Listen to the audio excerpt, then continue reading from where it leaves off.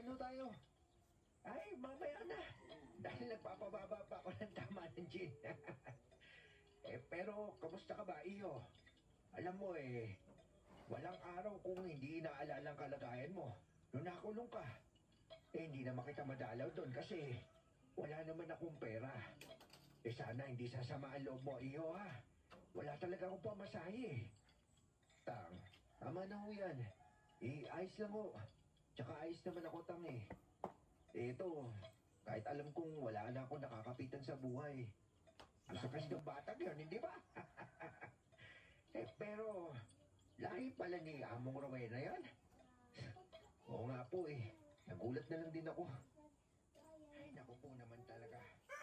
Marami kasi yung mga nakikita sa babuyan ni Amo Akalain mo naglilibing ng mga tao doon sa tabi ng babuyan, Nol? Oh, grabe naman po yun. Iba ka, chismis lang yun. Hindi maaaring maging chismis yung ganon. Naalala mo ba si Bomay? Wala yun. Pagkaraan na isang taon, nakita dun sa babuyan at tauhan na ni Amo. Pero isang beses yung asawa nagsisisigaw ng 10 oras ng gabi. Abay nakita daw si Bomay sa harap ng bahay. Pero ang malatagpuan ng mga tao sa likod bahay napakalaking baboy. At kumilos na parang tao. Tinutugis ng mga tao yon. At doon nakita lumundag sa bakuran ni Among Rowena. Nako, hindi lang yan yung mga kwento dito. Minsan mismong si Apo Rowena ang namamatay. Abay may kasunod na napakalalaking ibon. Talaga naman iho. Kung hindi ka ba naman mahinatakutan dun Grabe naman. May malaking ibon talaga nakasunod. Ano nga kaya talaga yung Among Rowena na yan, no? Matapos ang mahigit 8 taon talagang nakabalik na ako sa baryo namin. Pero hindi ko alam kung nakauli na ako. Asiwa ang pakiramdam ko sa totoo lang.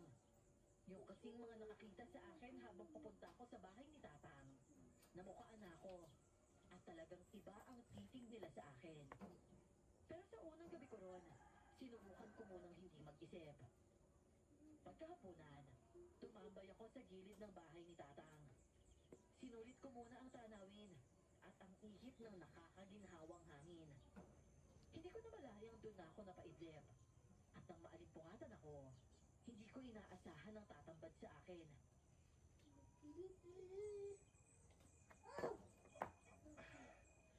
Ano? Walang yan, napasarap yung tuwa ko. So, kung nakapabuyan doon. Okay naman good mo magbalon Alam ikot-ikutan na lahat yun. Pero yung itim na baboy talaga, Ha? Dili naman sab ko mag-uol. Katawa lang dito.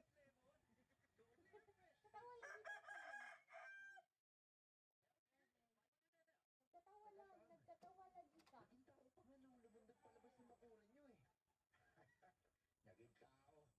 Yung nakita ko nga Jogging kasi kuya ganina te. Pinasa ko pa. Kaso hindi ako pinansin. Paano kaya ako, di ba? Init na kayo, oy. Si Tata. Alas 9 init na kayo, mura nag-alas 11. Alam niyo ba yung sinulit, Tay? Murag na puro ko katuyok si kuya kayo Ano pito. akala mo sa akin? Pero ano kinalaman niya sa usapang baboy? Yung kapag hindi kayo Kapag maayos, ikabot bibigwasan kita. Hindi mo sinulit, Tay. Sinulit sa mukha. Sinulit, bulok. Ano ka ba naman? Pinapagaan ko lang naman yung sitwasyon Para ka naman bago dyan. Pero alam mo na yun, Japs. Hanggat nandyan yung baboy ni Amo Rowena. Nakabalik ka na nga talaga, no? Ang bilis naman ng balita, Oo, kahapon lang. Ano? Wala ka Ba't ikumiguranan o sa katungkuan? Dili. Katong Pare naman. nailigid. Taga dito ako Talagang dito ako babalik. Madalas na naman nakakakita yung mga Yes, taong Mahal. taga rito na kung ano Tapos dumating ka pa. Bahala na. Lagi. Sige na, mauna na ako. O sige pare, ingat ka Nalagitibitin ganina.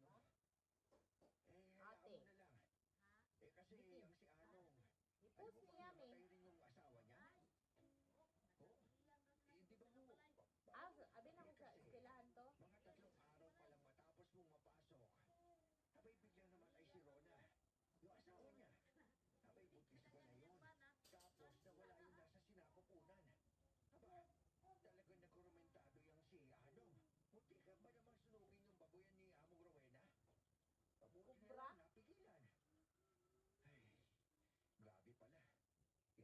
Demonyo, aswang! Hindi na ako sasama! Hindi na ako sasama! Huwag kang tibang! Lalapain ka na ng mga yan eh! Nililigtas ka na nga eh! Kaya tara na! Kung ayaw mo, hindi mamamatay ka dyan, ano? Wala akong nagawa nun kundi sumama na naman kay Era. Halos bitbitin niya na ako dahil hirap pa rin ako sa mga pinsala ko. Nakasalubong naman namin ang mga tao na may dalang sulo. Sinugod kami. Nagdasal si Era sa palet niya. Saka siya umihip sa direksyon ng mga kasugod na tao. Nakahigop silang lahat at parang nanigas. Tuluyan kami nakatakas. Pero sa bahay na pinagdalan sa akin ni Era, si Amo Rowena na naman ang nakaharap ko. Ano ba? Ano ba talagang plano niyo sa akin? Ano ba talaga kayo? That's nice. Between what you have and who you are, make sure Ano ba talaga kayo? At saka ano ba nangyayari dito? Aswang si paring ano? Aswang kayo? Ano ba yan? Naguguluhan na ako. Pinag-aagawan niyo mga aswang itong baryong to. Jax, dahil lagi ka sa pagkakita mo. Naiintindihan ko naman na gulong-gulo ka na. Lintik na buhay to! Hindi lang ako gulong-gulo. Nahalukay na ang buong mundo ko mula nang lumabas ako at sumama sa iyong impacta ka. Nakulong ako nang hindi ko maintindihan anong nangyari sa akin. Nagdusa ako sa loob. At paglabas ko, nalubog na naman ako sa lapit na kababalagan dito. Wala naman ako ginagawa masama sa pagkakaalam ko eh. Mahirap lang talaga yung buhay ko. Pagkain nga sa araw-araw, pinaghihirap ko pa eh. Pero sobrang naman yata to. Tapos mag-isa na lang ako. Walang gustong tumulong sa akin. Yung tatang ko walang kalaban-laban. Kapag natodas ako, malilintikan si tatang ko. Kaya pwede ba? Hayaan niyo na ako umuwi. Alis na lang kami ng tatang ko. Tapos kayo na lang magpatayan dito. Alam ko kung ang hirap yung nangyari sa'yo. Pasensya na kung nagdulot ako ng dagdag na problema. Pero yung pinagsimulan nito, kailangan mong malaman eh. At malilinawan ka rin kung bakit ka nakulong noon. Makinig ko na sana. Wala naman akong pagpipilian kundi makinig sa'yo eh. Hindi ako pwedeng lumabas. Eh sige, sabihin niyo dapat niyo sabihin. At pakilinawan. Kasi gusto ko nang masiraan talaga ng ulo eh. Kumalma ka muna, Jabs. Una, Hindi mo mabati humihingi yan? ako ng tawad sa'yo. Dahil dapat muna pa lang, napigilan ko na ang pagkaaswang mo. Nadulot ng itinuturing mong kaibigan na si Anong. Oo, nalaman ko nga asong si Anong. Pero alam mo kasi yung mangyari. Isa nga yung nagpakulong sa akin noon eh. Kuntik pa ako mapatay noon. Makinig ka sa akin, Jabs. Prinsipe si Anong ng mga awok. Napuksa ko ang ama niya noon. Kaya gaganti siya at nag-iipon lang ng puwersa. Pero lahat ng mahahawakan ni Anong, kinukuha at kinokontrol ko. Sinusubukan kong alisin ang pagkaaswang nila. Kaya sinasabi ng mga tao dito na misteryoso ang mga baboy ko. Pati na rin ang baboyan ko. Ibig sabihin, si Anong talaga yung may kagagawa ng nangyari sa akin noon. Tapos siya rin yung napakulong sa akin. Oo. Dahil total naman, hinabol ka lang ng mga tao noon. Inilaglag ka na rin niya. Dahil hindi siya nagtagumpay na gawin kang aswang noon. At yung asawa niya, siya rin ang kumuha sa sanggol sa sinapupunan nito. Bago niya to pinatay. Ibang klase. Sagad talaga yung kawalang yaan niya. Sa rest Pero yan, ako. kung totoo nga ang lahat ng sinasabi niyo. Kuan, Kayo, tumbler. ano ba talaga kayo? Kayo, Among Rowena. At ikaw, Diyosa ng Tropol. Ano ko ba talaga? Alam mo ikaw, malapit na akong mapikon sa kakaganyan mo sa akin eh. Pero sige, iintindihin na lang kita. Magbabara na si Amo Rowena.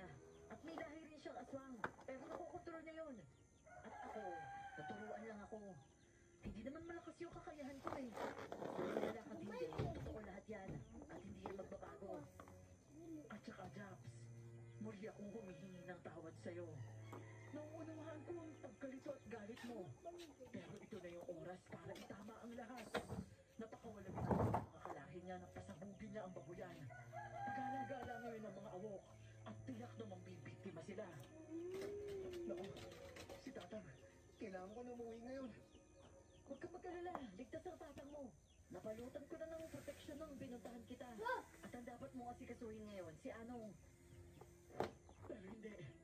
Sandali. Nasa pa ang tatang mo? Si Anong kasi, at ang tatang mo.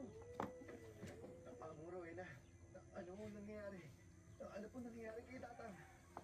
Nasasakop ko si Anong. Nandun siya sa bahay mo. Oh, paano nangyari yun? Nabalutan ko huli ng proteksyon. Nakalusot siya. Bilisan mo. Kailangan mo kumilos, iho. Pero kailangan maghanda ka. Isuot mo to. Iniinda ko pa ang mga galos ko pero halos mapatalon ako nang marinig kong nasa bahay na si Tatang. Tatakbo na sana ako palabas. Pero pinigilan ako ni Era. Pinagsuot nila ako ng balabal at mga kwintas na hindi ko na iniintindi kung para saan. Dinadasalan pa ni Among Rowena ang mga ito at iba't ibang kutsilyo. Kaya nagtatakbo na ako palabas. Nakita ko ng mga tao. Hinabol na naman ako. Pero ewan kung paano. Mabilis ko silang naiwan. Hindi mo ko sa Tumblr? Oo. Ano? Hindi ka pa ba uuwi? Gabi-gabi na. Baka madaling araw na makauwi yung kumpare mo. Ayos lang mo yun. Kailangan makabot kami. Kailangan makita niya. Ang sorpresa ko para sa kanya. Diyos ko! Di ba niyo? Ano nangyari? Napakalaking baboy! Tulong! Tulungan niyo ako! Ganyan! Magsisigaw ka! Dapat marinig ka kumpare ko! Sabihan mo na lang ako kapag gusto mo na dun ha. Pagbabago pa yung isip mo, sigurado ako dyan. O sige na, mamimili pa ako eh. Alam mo, ang pogi mo lalo kapag pawisan ka. Lalaking lalaki oh. Ayos ka na nga. I love you too. Sige na. Wala. Ulo talaga yun. Pero, triple daw ng minimum? Totoo Okay, kaya yun? nagpagawa sa iyahan ah. Sa bagay, Ito mayaman na din ba? si Ay, Amo sumit yan sa eh. balik. Pero hindi. Huwag ka na mga has-jobs. Gulo na naman yan eh. Teka, ano yun? Kakaibang ibon yan ah. Talagang sa mga nug-nug nila. Hindi ko pa nakakalayo si Era ay namataan ko na ang isang kakaibang ibon. Itim yun. Pero bukod sa pagkaitim nito, masyadong malalaki ang pakpak nun. Mukhang ordinaryo lalo na kung kasamang lumilipad ng mga ibon sa bukid. Pero iba talaga ang dating nun kung pagmamasdang maigi. Hindi ko na lang pinansin yon at tinuloy ko na ang trabaho sa bukid. Ang totoo, wala akong nakuhang trabaho. Sinabi ko lang yon para tigilan ako ni Era. Pero alam ko hindi rin siya naniniwala. Umabot pa nga ng isang buwan. Wala na talaga akong makuhang trabaho. At isang krisis naman ang